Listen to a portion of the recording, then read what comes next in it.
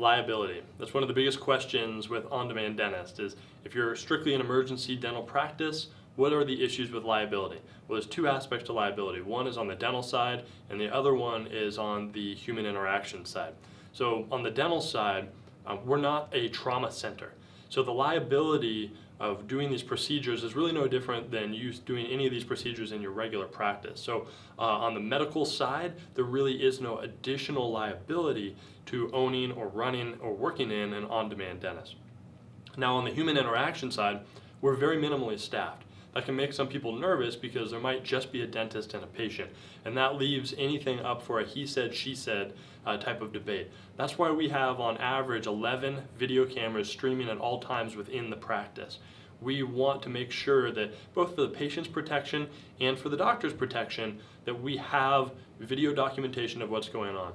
That information is all streaming and recorded and archived and available to view within our corporate headquarters as well, to be monitored. So everything is tracked at all times to help minimize that liability. Now from that standpoint, it's more secure and there's less liability in our typical practice than there is in most general dentistry practices where the doctor might close the door into a room and doesn't have those cameras running, or even if there's two male doctors or a male doctor and a male assistant and a female patient, you can have much higher liability than you are if there's one doctor, one patient, and two video cameras documenting everything within that room. So we've done everything we can to minimize the liability within on-demand dentists and make it an easy practice to run and a safe practice to run as well.